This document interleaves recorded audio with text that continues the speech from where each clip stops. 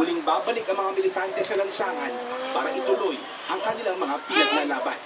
Chef Cadoy, ABS-CBN News.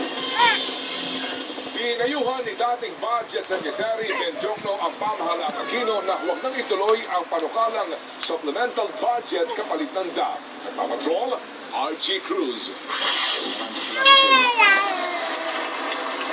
27 beses pinalakpakan kagabi ang emosyonal na sona ng Pangulong Aquino. Bilib si dating Makati Congressman at dating presidential speech. Yesterday he turns around.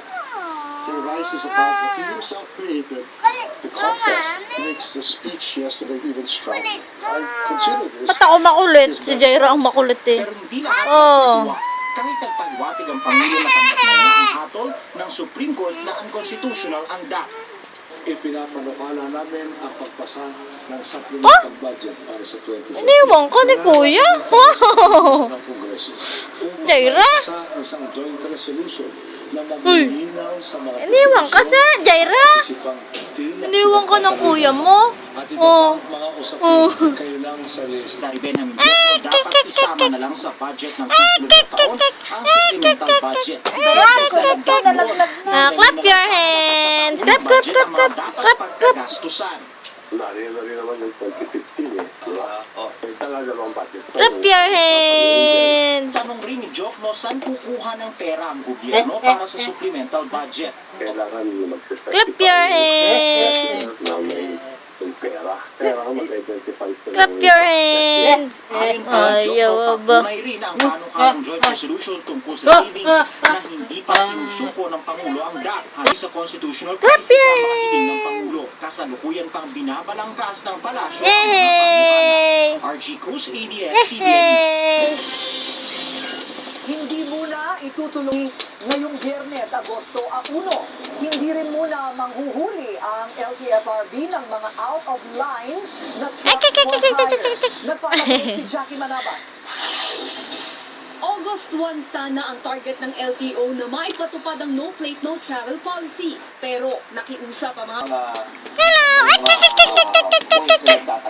nilinaw ng LTO, wala ng backlog sa mga plaka. Nagkakaproblema lang sa distribusyon. Gusto natin, unahin muna kayo yung mga naunang nagrehistro kasi otherwise, matatambak na naman to. Ngayong buwan, available yan pa ng pagkakataon ng mga truck na makapag-apply ng temporary permit para makapag-operate hanggang August 22. Sa August 29, ibabalik na ang hulihan. Ang multa, 200,000 pesos. Hanggat hindi ho natin ma-resolve yung problema ko sa ports and at the same time para to give them more time to Jaira! Mahigit No, no, no, no, no, no, no. operators ang nag-apply ng permit. Inaasahan ng No, no, no, no, no, no, no, no, no. Ngayong muling binuksan ang aplikasyon. Jackie Manabat, ABS-CBN Yeah. News. Umakyat na sa 23 sibilyan ang napatay sa ambush sa Talipaw sa Sulu sa pagtatapos ng Eidil Fitr o Ramadan kahapon. Sa investigasyon, dadalo ng hangin na responsable sa ambush.